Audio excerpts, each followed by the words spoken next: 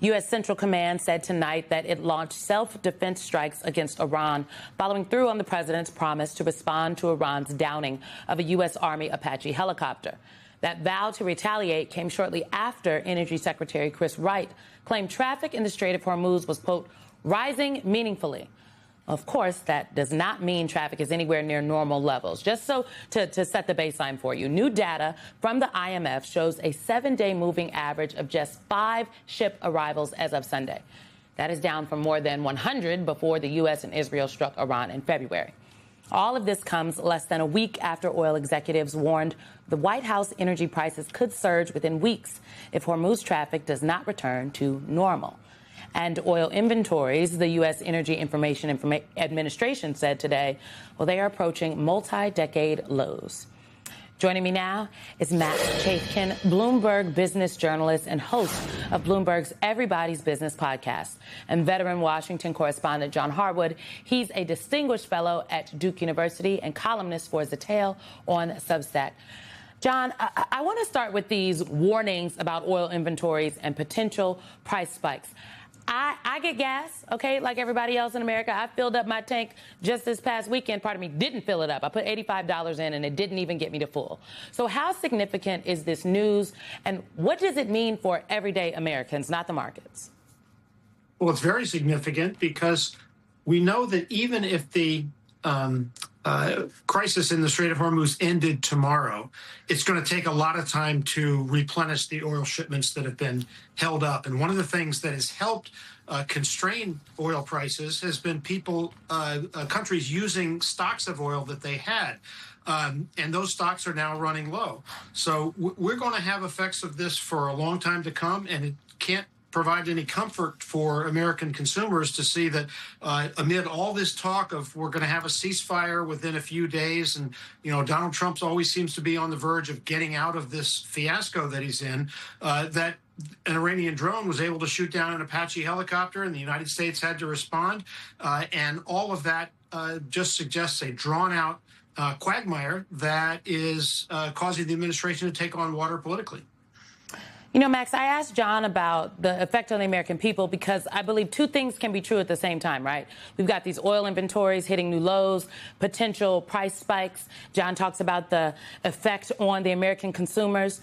But even with these recent declines, right, the markets have stayed largely positive, okay? So all of these things are happening at the same time. There's the markets over here and what's happening for the American people over here.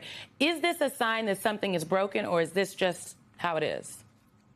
I mean, there are lots of stuff with the stock market that will make you feel that way. I mean, it is not a measure of the health of the U.S. economy. It is not a measure of how things are going for U.S. consumers. It's related to the health and profits of large companies by and large. And you do have a real gap right now where you've seen these massive gains in the stock market, largely around AI. It's a bunch of big American technology companies, by and large, driving this gain, and that is pretty divorced from the sort of everyday American reality. I mean, there is some hope, and you have the industry, the tech industry, as well as some politicians sort of suggesting that this is going to ultimately, make us all richer. But of course, we haven't seen that yet. I'm waiting. I'm looking for it, but maybe tomorrow. New topic, Max. SpaceX is barreling toward an absolutely massive IPO. But Yahoo Finance reminds us that there are some lessons to be learned from past public offerings, like Facebook, for example. What do you think? Well, this is definitely worth paying attention to if you care about your sort of investment portfolio, because, unlike past IPOs, initial public offerings, this one is really being marketed squarely at retail investors, at regular people with Schwab accounts and Fidelity accounts and so on. We've seen banks, the banks that are promoting this, marketing very aggressively to retail investors, essentially trying to get them into this IPO. The argument being that if you're able to get into the IPO on day one, that you get, what's known as a pop, and that's good. But in general, over the next year or so, those IPOs have not performed very well. And we've seen a lot of high profile IPOs kind of fall off in the months that follow, basically as insiders sell off. And that's exactly what's going to happen with SpaceX. You have a bunch of early employees, investors who are about to become billionaires. They are going to sell their stock to the public. And there's a possibility, if the stock doesn't move in the right direction, that investors end up holding the bag. The investors will end up holding the bag that's given regular Americans, and it's concerning. John, the SBA administrator, Kelly Loeffler, said today that AI is going to fuel job creation among everyday Americans, which is very interesting given how even Silicon Valley has warned of a potential AI job apocalypse.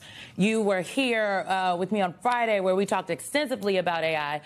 It's not popular with the young people. So what do you make of what the SBA administrator is saying today? Well, I think young people are fearful of the effect on the job market, but the reality is we don't really know. We don't know to what extent AI is going to complement the work that people do and raise productivity and allow more jobs to be created, or whether it's going to displace a lot of white-collar work, pink-collar work.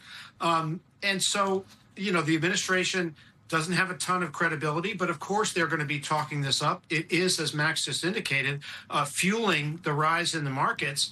The administration, by the way, has done a pretty good job of manipulating the markets with respect to the war and, managing convenient releases about the end of the war to prevent, to get the stock market from falling. But AI is really the driver. And it's a big unknown. Some of these AI companies are not going to be profitable for a while. They may be exceptionally profitable in the long run, but getting from the short run to the long run can be quite a distance. Max, when we talk about the politics of AI, there's how young people are feeling, right? It's this anxiety, entry-level jobs. But then there's also this piece about people around the country fighting back against data centers in their own communities, in red states and blue states alike.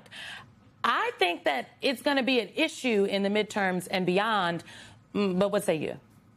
I absolutely think it's an issue. And I think it's part of why you're seeing the Trump administration make comments like this. You're also seeing, big AI companies and investors and operating executives at these companies pouring huge sums of money into politics right now, aimed at, trying to move policy towards data centers, away from AI regulation and so on. And I think these two things are absolutely linked. I mean, the data center issue is partly about electricity prices, it's partly about the environment, but I think it's also about just a general, economic angst. It's a feeling that there are these AI companies that are controlled by a very small number of people. You look at the SpaceX IPO, it's an AI IPO by and large.